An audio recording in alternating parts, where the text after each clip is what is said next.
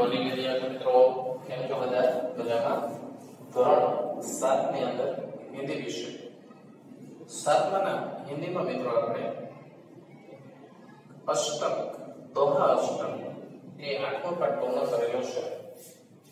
દોહા અષ્ટક છે એના બાદ એના સ્વાધ્યાય વિશે આપણે ચર્ચા કરવાની છે. દોહા અષ્ટક એના શબ્દાર્થ, એના સ્વાધ્યાય એ આપણે ભણવાના છે. બરાબર? તો ચાલો પેજ નંબર 44 ઉપર શબ્દના અર્થ. તો અહીંયા પંથી, મુસાફિર, યાત્રી, રાહી. પંથી તો મુસાફિર, યાત્રી કે રાહી. તો અહીંયા ગુજરાતીમાં આપણે એનો અર્થ પણ એ જ કરશે. મુસાફિર કે યાત્રી કે રાહી એને પંથી કહેવાય. सूप, अनाज फटकने का छाछ. આપણે જાણો કે सूप એટલે અનાજ फटकने का छाछ. छाछली એટલે ચાયની. सार તો નિષ્કર્ષ કે સારાંશ. सार તો નિષ્કર્ષ કે સારાંશ. આ પાઠનો સાર શું છે આપણે એવું સાંભળ્યું છે. થોથા, નિકમ્મા, કચરા.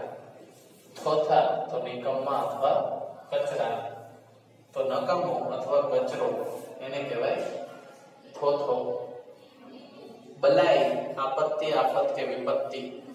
બલાઈ, આપત્તિ, આફત કે વિપત્તિ. ગુજરાતીમાં પણ આ છે. ભાતિ ભાતિ, તેરે તેરે, ભિન્ન એટલે કે અલગ અલગ પ્રકારના. હાય તો બદ્દુઆ. હાય તો બદ્દુઆ. ભસ્મ તો રાખ. આપણે પણ રાખ જ કહીએ છીએ ને. ભસ્મ તો રાખ. ચટકાય, શીઘ્ર, તુરંત કે ફોરન. ચટકાય તો શીઘ્ર, તુરંત કે ફોરન, તુરંત જ. તરુવર તો પેડ. તરુવર તો પેડ, ઝાડ અથવા વૃક્ષ. સર્વર તો સરોવર. સર્વર તો સરોવર. આપણે એને સરોવર, સમુદ્ર એવું કહીશું. સંચય, સંગ્રહ કરना. સંચય કરવો અથવા સંગ્રહ કરવો, સંચય. સુજાની, ચતુર. સુજાની તો ચતુર એટલે કે બુદ્ધિશાળી. બડેન, બડા. બડેન તો બડા એટલે કે મોટું. તલવારી તો તલવાર. તલવાર તો આપણે જાણીએ છીએ તલવાર આપણે કોને કહીએ છીએ. अभ्य, मुहावरे. हिलमिल चलना, सहयोग करना. हिलमिल चलना तो सहयोग करना. लोहा भस्म हो जाना, कठिन चीज का भी नाश होना. लोहा भस्म हो जाना, कठिन चीज का भी नाश होना. तो અહીંયા આપણે કહી શકીએ કે કોઈ મુશ્કેલ કામ હોય એ પાર પાડી નાખવું. હવે છે મિત્રો પેજ નંબર 44 ઉપર અભ્યાસ. નિમ્નલિખિત પ્રશ્નો કે મૌખિક ઉત્તર દીजिए. એટલે આપણે પાઠમાંથી શોધીને નહીં, આપણે બુદ્ધિમાં માટે દેવાના. प्रश्न नंबर 1. बड़े लोगों की संकुचित मनोस्थिति व्यक्त करने के लिए खजूर के पेड़ का उदाहरण क्यों दिया गया है? तो उत्तर में पहले समझे. जितने बड़े लोग होते हैं उतने वो क्या होते हैं? लालच से भरे होते हैं. वो किसी को भी 1 रुपया देने का उसका मन नहीं होता. समझा? 1 रुपया भी किसी को देते नहीं, किसी को मदद करते नहीं. समझे? कितने भी बड़े आदमी हो, कितना भी बड़ा रुपया हो उसके पास, फिर भी वो मदद भी ना कर सके. छोटे लोगों को वो देखते ही नहीं. ऐसे बड़े पेड़ के ऊपर वो जैसे बड़ा पेड़ है और छोटे छोटे जो पौधे हैं उसको तो वो देखते भी नहीं. इसलिए ये उदाहरण दिया गया है. साधु पुरुष कैसा होना चाहिए और क्यों?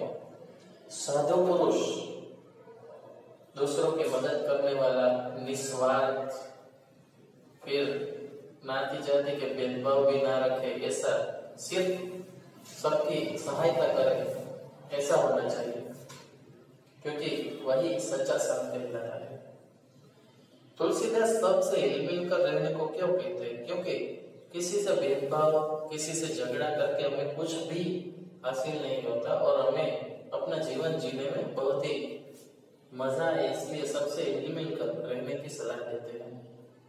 आप गरीब लोगों की मदद कैसे कर सकते हैं? हम गरीब लोगों की मदद उससे, अगर ठंडी है तो उसको अपने घर के जो पुराने गर्म कपड़े हैं वो उसको देकर उसको ठंड से बचा सकते हैं। ठीक है, अगर गर्मी है उसको, अगर गर्मी आती है तो हम अपने घर के पास या किसी मंदिर के पास कोई घड़ा रखकर उसमें रोज पानी भर सकते हैं ताकि मुसाफिर उसको आ जाके पी सके, उसकी प्यास बुझा सके। फिर तीसरा, उसको खाना देकर उसकी भूख मिटा सकते हैं। ऐसे बहुत सारे तरीके हैं जैसे हम उसकी मदद कर सकते हैं। सज्जन लोग अपनी संपत्ति का उपयोग कैसे करते हैं? सज्जन लोग अपनी संपत्ति का उपयोग बड़े ही चाव से करते हैं, उसे सत्कार्य में उसका उपयोग करते हैं, उसे बहुत ही अच्छी तरह सत्कार्य में उसका उपयोग करके वो उसका सही इस्तेमाल करते हैं। जैसे गरीबों को खाना खिलाना, उसके लिए कोई व्यवस्था कर देना रहने की, ऐसे बहुत सारे भी ऐसे। तो आज આપણે પેજ નંબર 44 ઉપર શબ્દ મુહાવરા એવું બધું જોયું છે અને અભ્યાસનો પ્રશ્ન 1, અભ્યાસનો પ્રશ્ન નંબર 1 આ બધું તમારી પાઠ્ય અને નોટબુકમાં એક વાર